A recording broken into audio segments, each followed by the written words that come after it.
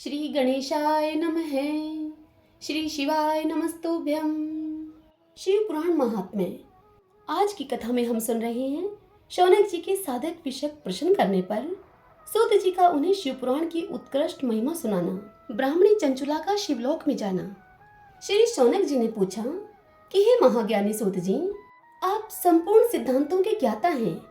हे प्रभु, मुझसे पुराणों की कथाओं के सार तत्व का विशेष रूप से वर्णन कीजिए। आप ज्ञान और वैराग्य सहित भक्ति से प्राप्त होने वाले विवेक की वृद्धि कैसे होती है तथा साधु पुरुष किस प्रकार अपने काम क्रोध आदि मानसिक विकारों का निवारण करते हैं।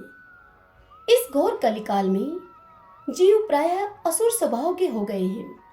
उस जीव समुदाय को शुद्ध अर्थात दैवी संपत्ति से युक्त बनाने के लिए सर्वश्रेष्ठ उपाय क्या है? हे सूत जी, आप इस समय मुझे ऐसा कोई शाश्वत साधन बताइए जो कल्याणकारी वस्तुओं में भी सबसे उत्कृष्ट एवं परम मंगलकारी हो तथा पवित्र करने वाले उपायों में भी सर्वोत्तम पवित्र कारक उपाय हो। हे तात, वह साधन ऐसा हो जिसके अनुष्ठान से शीघ्र ही अंतःकरण की विशेष शुद्धि हो जाए तथा उससे निर्मल चित्त वाले पुरुष को सदा के लिए शिव की प्राप्ति हो जाए। यह सुनकर सूत जी ने कहा कि हे मुनिश्रेष्ठ शौनक, तुम धन्य हो, क्योंकि तुम्हारे हृदय में पुराण कथा सुनने का विशेष प्रेम एवं लालसा है। इसलिए मैं शुद्ध बुद्धि से विचार करके तुमसे परम उत्तम शास्त्र का वर्णन करता हूँ।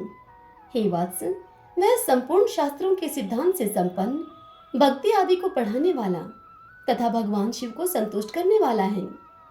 कानों के लिए रसायन अमृत स्वरूप है और दिव्य है। तुम उसे श्रवण करो। वह परम उत्तम शास्त्र है शिव पुराण, जिसका पूर्व काल में भगवान शिव ने ही प्रवचन किया था। यह काल रूपी सर्प से प्राप्त होने वाले महान त्रास का विनाश करने वाला उत्तम साधन है। गुरुदेव व्यास ने सनत कुमार मुनि का उपदेश पाकर बड़े आदर से संक्षेप में ही इस पुराण का प्रतिपादन किया है। इस पुराण के प्रणयन का उद्देश्य है कलयुग में उत्पन्न होने वाले मनुष्यों के परम हित का साधन। यह शिव पुराण परम उत्तम शास्त्र है। इस शास्त्र को इस भूतल पर भगवान शिव का वांग्मय स्वरूप समझना चाहिए और सब प्रकार से इसका सेवन करना चाहिए। इसका पठन और श्रवण सर्व साधन रूप है। इससे शिव भक्ति पाकर श्रेष्ठतम स्थिति में पहुंचा हुआ मनुष्य शीघ्र ही शिव पद को प्राप्त कर लेता है। इसीलिए संपूर्ण यत्न करके मनुष्यों ने इस पुराण को पढ़ने की इच्छा की है अथवा इसके अध्ययन को अभिष्ट साधन माना है। इसी तरह इसका प्रेम पूर्वक श्रवण भी संपूर्ण मनोवांछित फलों को देने वाला है। भगवान शिव के इस पुराण को सुनने से मनुष्य सब पापों से मुक्त हो जाता है तथा इस जीवन में बड़े बड़े उत्कृष्ट भोगों का उपभोग करके अंत में वह शिवलोक को प्राप्त कर लेता है। यह शिव पुराण नामक ग्रंथ 24,000 श्लोकों से युक्त है। इसकी 7 संहिताएं हैं। मनुष्य को चाहिए कि वह भक्ति, ज्ञान और वैराग्य से संपन्न होकर बड़े आदर के साथ इसका श्रवण करे। 7 संहिताओं से युक्त यह दिव्य शिव पुराण परब्रह्मा परमात्मा के समान विराजमान है और सबसे उत्कृष्ट गति प्रदान करने वाला है। जो मनुष्य निरंतर अनुसंधान पूर्वक इस शिव पुराण को वांचता है अथवा नित्य प्रेम पूर्वक इसका पाठ मात्र करता है, वह पुण्य आत्मा है, इसमें संशय नहीं है। जो उत्तम बुद्धि वाला पुरुष अंतकाल में भक्ति पूर्वक इस पुराण को सुनता है, उस पर अत्यंत प्रसन्न हुए भगवान महेश्वर उसे अपना पद यानी कि अपना धाम प्रदान करते हैं। जो प्रतिदिन आदर पूर्वक इस शिव पुराण का पूजन करता है, वह इस संसार में संपूर्ण भोगों को भोग कर अंत में भगवान शिव के पद को प्राप्त कर लेता है। जो प्रतिदिन आलस्य रहित होकर रेशमी वस्त्र आदि के वेष्टन से इस शिव पुराण का सत्कार करता है, वह मनुष्य सदा सुखी होता है। यह शिव पुराण निर्मल तथा भगवान शिव का सर्वस्व है। जो इहलोक और परलोक में भी सुख चाहता हो, उसे आदर के साथ प्रयत्न पूर्वक इसका सेवन करना चाहिए। यह निर्मल एवं उत्तम शिव पुराण धर्म, अर्थ, काम और मोक्ष रूप चारों पुरुषार्थों को देने वाला है। अतः सदा प्रेम पूर्वक इसका श्रवण एवं विशेष पाठ करना चाहिए। इतना सुनकर श्री शौनक जी ने सूत जी से पूछा कि हे महाभाग सूत जी, आप धन्य हैं, परमार्थ तत्व के आप ज्ञाता हैं। आपने कृपा करके हम लोगों को यह बड़ी अद्भुत एवं दिव्य कथा सुनाई है। भूतल पर इस कथा के समान कल्याण का सर्वश्रेष्ठ साधन अन्य कोई नहीं है। यह बात हमने आज आपकी कृपा से निश्चय पूर्वक समझ ली है। हे सूत जी, कलयुग में इस कथा के द्वारा कौन कौन से पापी शुद्ध होते हैं, उन्हें कृपा पूर्वक बताइए और इस जगत को कृतार्थ कीजिए आप। शौनक जी की इस बात को सुनकर सूत जी ने कहा कि हे मुने, जो मनुष्य पापी, दुराचारी, खल तथा काम क्रोध आदि में निरंतर डूबे रहने वाले हैं, वे भी इस पुराण के श्रवण पठन से अवश्य ही शुद्ध हो जाते हैं। इसी विषय में जानकार मुनि इस प्राचीन इतिहास का उदाहरण दिया करते हैं, जिसके श्रवण मात्र से पापों का पूर्णतः नाश हो जाता है। हे शौनक, पहले की बात है, कहीं किरातों के नगर में एक ब्राह्मण रहा करता था, जो कि ज्ञान में अत्यंत दुर्बल, दरिद्र, रस बेचने वाला तथा वैदिक धर्म से विमुख था। वह ब्राह्मण स्नान, संध्या आदि कर्मों से भ्रष्ट हो गया था और वैश्यवृत्ति में तत्पर रहा करता था। उसका नाम था देवराज। वह अपने ऊपर विश्वास करने वाले लोगों को ठगा करता था।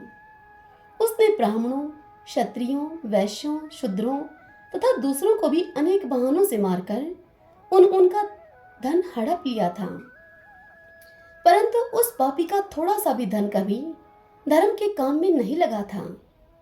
वह पापी वैश्यगामी तथा सब प्रकार से आचार भ्रष्ट था। एक दिन वह घूमता घामता दैवयोग से प्रतिष्ठानपुर यानी कि झूसी प्रयाग में जा पहुंचा। वहां उसने एक शिवालय देखा, जहां बहुत से साधु महात्मा एकत्र हुए थे।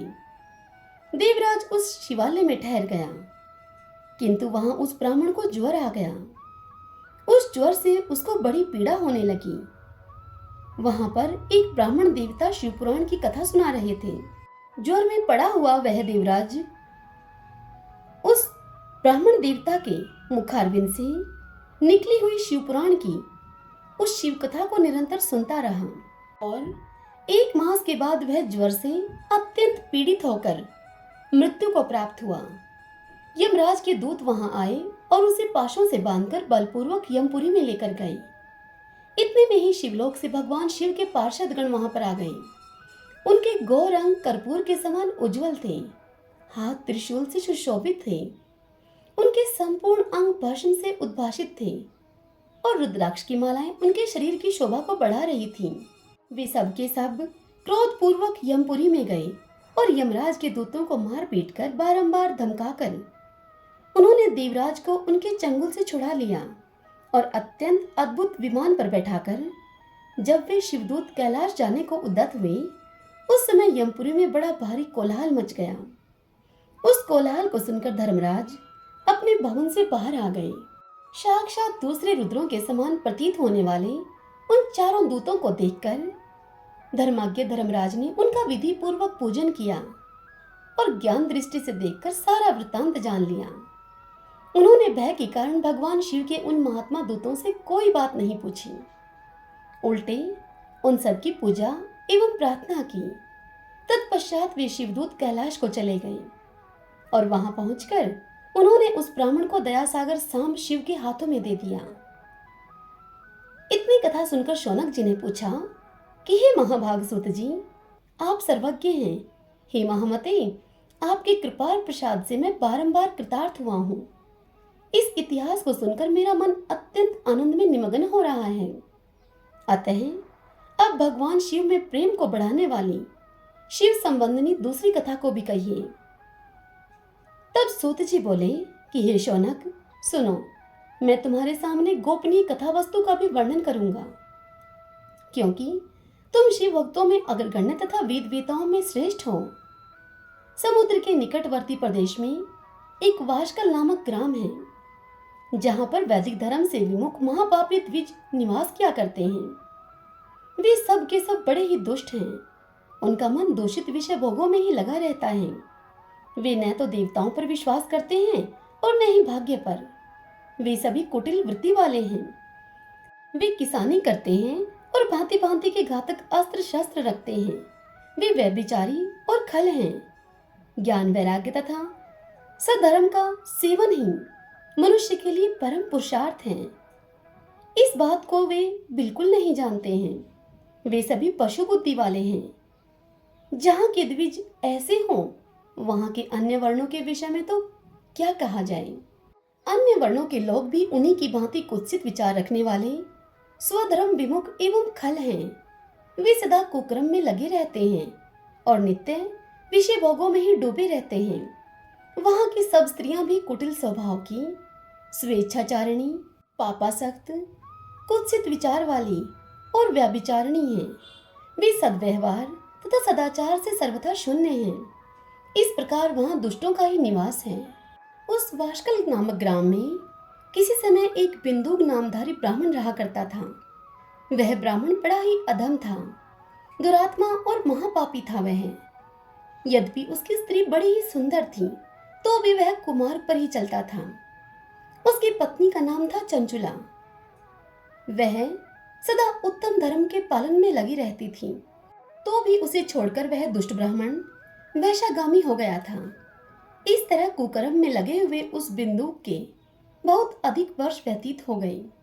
उसकी स्त्री चंचुला काम से पीड़ित होने पर भी, स्वधर्म नाश के भय से कलेश सहकर भी दीर्घकाल तक धर्म से भ्रष्ट नहीं हुई, परंतु दुराचारी पति के आचरण से प्रभावित होकर आगे चलकर वह स्त्री भी दुराचारिणी हो गई।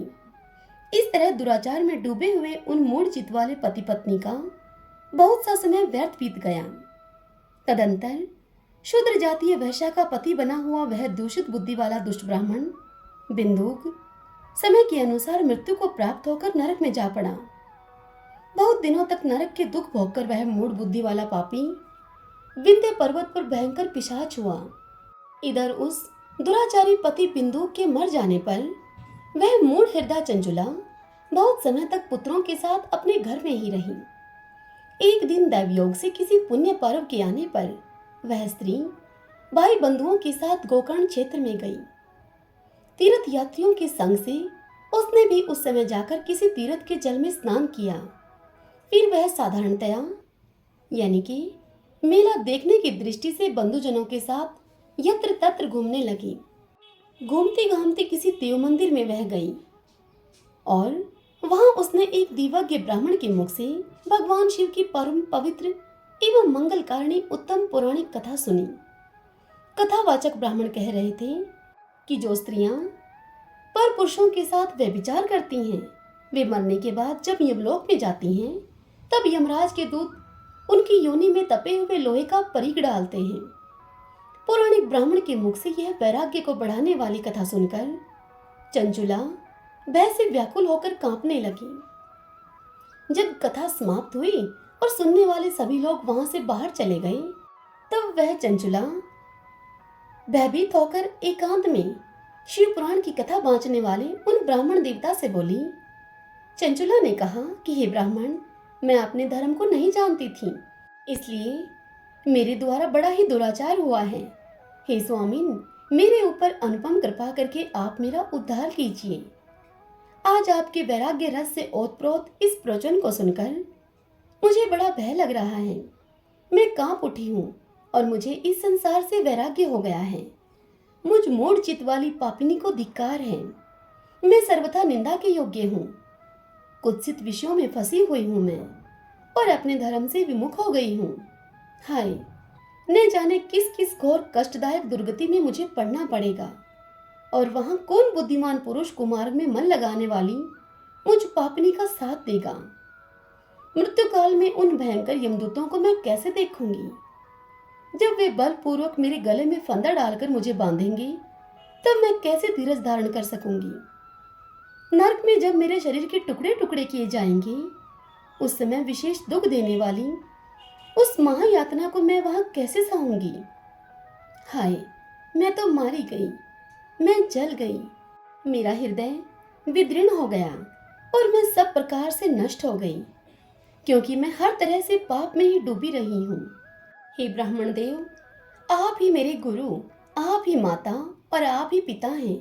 आपकी शरण में आई हुई मुझ दीन अबला का आप ही उद्धार कीजिए, आप उद्धार कीजिए मेरा। इतनी कथा सुनाकर सूत जी कहते हैं कि हे शौनक, इस प्रकार खेद और वैराग्य से युक्त हुई चंचुला ब्राह्मण देवता के दोनों चरणों में गिर पड़ी। तब उन बुद्धिमान ब्राह्मण ने कृपा पूर्वक उसको उठाया और उससे इस प्रकार कहा। ब्राह्मण बोले, हे नारी, सौभाग्य की बात है कि भगवान शंकर की कृपा से शिव पुराण की इस वैराग्य युक्त कथा को सुनकर तुम्हें समय पर चेत हो गया है। हे ब्राह्मण पत्नी, तुम डरो मत, भगवान शिव की शरण में जाओ। तुम शिव की कृपा से सारा पाप तत्काल नष्ट हो जाता है। मैं तुमसे भगवान शिव की कीर्ति कथा से युक्त उस परम वस्तु का वर्णन करूंगा, जिससे कि तुम्हें सदा सुख देने वाली उत्तम गति की प्राप्ति होगी। शिव की उत्तम कथा सुनने से ही तुम्हारी बुद्धि इस तरह पश्चाताप से युक्त होकर एवं शुद्ध हो गई है। साथ ही तुम्हारे मन में विषयों के प्रति वैराग्य हो गया है। पश्चाताप ही पाप करने वाले पापियों के लिए सबसे बड़ा प्रायश्चित है। सत्पुरुषों ने सभी के लिए पश्चाताप को ही समस्त पापों का शोधक बताया है। पश्चाताप से ही पापों की शुद्धि होती है। जो मनुष्य पश्चाताप करता है वही वास्तव में पापों का प्रायश्चित करता है, क्योंकि सत्पुरुषों ने समस्त पापों की शुद्धि के लिए जैसे प्रायश्चित का उपदेश किया है, वह सब पश्चाताप से संपन्न हो जाता है। जो पुरुष विधि पूर्वक प्रायश्चित करके निर्भय हो जाता है पर अपने कुकर्म के लिए पश्चाताप नहीं करता, उसे प्रायः उत्तम गति नहीं प्राप्त होती। परंतु जिसे अपने कुकृत्य पर हार्दिक पश्चाताप होता है, वह अवश्य उत्तम गति का भागी होता है, इसमें संशय नहीं है। इस शिव पुराण की कथा को सुनने से जैसे चित्त शुद्धि होती है, वैसे दूसरे उपायों से नहीं होती। जैसे दर्पण साफ करने पर निर्मल हो जाता है, ठीक उसी प्रकार इस शिव पुराण की कथा को सुनने से चित्त अत्यंत ही शुद्ध हो जाता है, इसमें संशय नहीं है। मनुष्यों के शुद्ध चित्त में जगदम्बा पार्वती के सहित भगवान शिव विराजमान रहते हैं। इससे वह विशुद्ध आत्मा पुरुष श्री श्याम सदाशिव के पद को प्राप्त होता है। इस उत्तम कथा का श्रवण समस्त मनुष्यों के लिए कल्याण का बीज है। अतः यथोचित यानी कि शास्त्र में बताई हुई मार्ग से इसकी आराधना अथवा सेवा करनी चाहिए। यह शिव पुराण कथा भवबंधन रूपी रोग का नाश करने वाली है। भगवान शिव की कथा को सुनकर फिर अपने हृदय में उसका मनन एवं निधि ध्यान करना चाहिए। इससे पूर्णतः चित्त की शुद्धि हो जाती है। चित्त शुद्धि होने से महेश्वर की भक्ति अपने दोनों पुत्रों यानी कि ज्ञान और वैराग्य के साथ निश्चय ही प्रकट होती है। तत्पश्चात महेश्वर के अनुग्रह से दिव्य मुक्ति प्राप्त होती है, इसमें संशय नहीं है। जो मुक्ति से वंचित है उसे पशु समझना चाहिए, क्योंकि उसका चित्त माया के बंधन में आसक्त है। वह निश्चय ही संसार बंधन से मुक्त नहीं हो पाता। हे ब्राह्मण पत्नी, इसलिए तुम विषयों से मन को हटा लो और भक्तिभाव से युक्त होकर भगवान शंकर की इस परम पावन कथा को सुनो। परमात्मा शंकर की इस कथा को सुनने से तुम्हारे चित्त की शुद्धि होगी और इससे तुम्हें मोक्ष की प्राप्ति हो जाएगी। जो निर्मल चित्त से भगवान शिव के चरणारविंदों का चिंतन करता है, उसके एक ही जन्म में मुक्ति हो जाती है। यह मैं तुमसे सत्य सत्य कहता हूँ। इस कथा को सुनाते हुए सूत जी कहते हैं कि हे शौनक जी, इतना कहकर वे श्रेष्ठ शिव भगत ब्राह्मण चुप हो गए। उनका हृदय करुणा से आर्द्र हो गया। वे शुद्ध चित्त महात्मा भगवान शिव के ध्यान में मगन हो गए। तदंतर बिंदु की पत्नी चंचुला मन ही मन प्रसन्न हो उठी।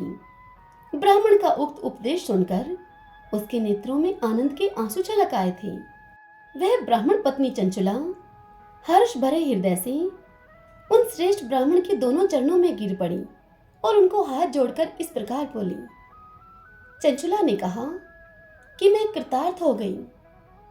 तत्पश्चात उठकर वैराग्य युक्त उत्तम बुद्धि वाली वह स्त्री जो अपने पापों के कारण आतंकित थी, उन महान शिव भक्त ब्राह्मण से हाथ जोड़कर गदगद वाणी में इस प्रकार बोली।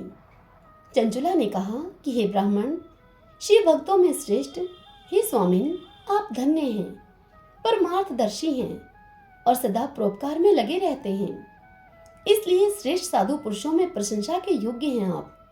हे साधो, मैं नरक के समुद्र में गिर रही हूँ, आप मेरा उद्धार कीजिए, उद्धार कीजिए मेरा।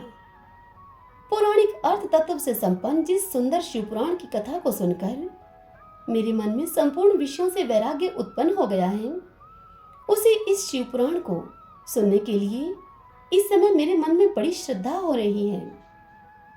सूत जी कहते हैं कि हे शौनक, ऐसा कहकर हाथ जोड़कर उनका अनुग्रह पाकर चंचुला उस शिव पुराण की कथा को सुनने की इच्छा मन में लिए हुए उन ब्राह्मण देवता की सेवा में तत्पर होकर वहां पर रहने लगी। तदंतर शिव भक्तों में श्रेष्ठ और शुद्ध बुद्धि वाले उन ब्राह्मण देव ने उसी स्थान पर उस स्त्री को शिव पुराण की उत्तम कथा सुनाई। इस प्रकार उस गोकर्ण नामक महाक्षेत्र में उन्हीं श्रेष्ठ ब्राह्मण से उसने शिव पुराण की वह परम उत्तम कथा सुनी, जो कि भक्ति, ज्ञान और वैराग्य को बढ़ाने वाली तथा मुक्ति को देने वाली है। उस परम उत्तम कथा को सुनकर वह ब्राह्मण पत्नी अत्यंत कृतार्थ हो गई। उसका चित्त शीघ्र ही शुद्ध हो गया। फिर भगवान शिव के अनुग्रह से उसके हृदय में शिव के सगुण रूप का चिंतन होने लगा। इस प्रकार उस चंचुला ने भगवान शिव में लगी रहने वाली उत्तम बुद्धि पाकर शिव के सच्चिदानंद में स्वरूप का बारंबार चिंतन आरंभ किया। तत्पश्चात समय के पूरे होने पर भक्ति, ज्ञान और वैराग्य से युक्त हुई। चंचुला ने अपने शरीर को बिना किसी कष्ट के त्याग दिया। इतने में ही त्रिपुर शत्रु भगवान शिव का भेजा हुआ एक दिव्य विमान द्रुत गति से वहां पर आ पहुंचा, जो उनके अपने गणों से संयुक्त और भांति भांति के शोभा साधनों से संपन्न था। चंचुला उस विमान पर आरूढ़ हुई और भगवान शिव के श्रेष्ठ पार्षदों ने उसे तत्काल शिवपुरी में पहुंचा दिया। उसके सारे मैल धुल गए थे। वह दिव्य रूप धारिणी दिव्यांगना हो गई थी। उसके दिव्य अवयव उसकी शोभा को बढ़ाते थे। मस्तक पर अर्धचंद्र का मुकुट धारण किए हुए वह गौरांगी देवी शोभाशाली दिव्य आभूषणों से विभूषित थी। शिवपुरी में पहुंचकर उसने सनातन देवता त्रिनेत्रधारी महादेव जी को देखा। सभी मुख्य मुख्य देवता महादेव जी की सेवा में खड़े थे। गणेश, भृंगी, नंदीश्वर तथा वीरभद्रेश्वर आदि उनकी सेवा में उत्तम भक्ति भाव से वहां उपस्थित थे। उनकी अंग कांति करोड़ों सूर्यों के समान प्रकाशित हो रही थी। उनके कंठ में नील चिन्ह शोभा पाता था। 5 मुख और प्रत्येक मुख में 3-3 नेत्र थे। मस्तक पर अर्धचंद्राकार मुकुट शोभा देता था। उन्होंने अपने वामांग भाग में गौरी देवी को बिठा रखा था, जो कि विद्युत पुंज के समान प्रकाशित हो रही थी। गौरीपति महादेव जी की कांति कपूर के समान गौर थी। उनका सारा शरीर श्वेत भाषण से भाषित था। शरीर पर श्वेत वस्त्र शोभा पा रहे थे। इस प्रकार परम उज्जवल भगवान शंकर का दर्शन करके वह ब्राह्मण पत्नी चंचुला बहुत ही प्रसन्न हुई। अत्यंत प्रीति युक्त होकर उसने बड़ी उतावली के साथ भगवान को बारंबार प्रणाम किया। फिर हाथ जोड़कर वह बड़े प्रेम, आनंद और संतोष से युक्त होकर विनीत भाव से वहां पर खड़ी हो गई। उसके नेत्रों से आनंद अश्रुओं की अविरल धारा बहने लगी तथा संपूर्ण शरीर में उसके रोमांच हो गया। उस समय भगवती पार्वती और भगवान शंकर ने उसे बड़ी करुणा के साथ अपने पास में बुलाया और सौम्य दृष्टि से उसकी ओर देखा। पार्वती जी ने तो दिव्य रूप धारणी बिंदु प्रिया चंचुला को प्रेम पूर्वक अपनी सखी बना लिया। वह उस परमानंद घन ज्योतिः स्वरूप सनातन धाम में अविचल निवास पाकर दिव्य सौख्य से संपन्न होकर अक्षय सुख का अनुभव करने लगी। श्री शिवाय नमस्तुभ्यं। भक्तजनों, आज की यह कथा यहीं पर पूर्ण हुई। इससे आगे कल की कथा में हम सुनेंगे चंचुला के प्रयत्न से पार्वती जी की आज्ञा पाकर तुमरू का विंध्य पर्वत पर शिव पुराण की कथा सुनाकर बिंदु का पिशाच योनि से उद्धार करना उन दोनों दंपति का शिवधाम में सुखी होना, शिव पुराण के श्रवण की विधि तथा श्रोताओं के पालन करने योग्य नियमों का वर्णन। कल हम इस कथा का रसपान करेंगे। आज की यह कथा आपको कैसी लगी? इस वीडियो को लाइक करके कमेंट बॉक्स में हर हर महादेव लिखकर हमें आप अवश्य बताइएगा।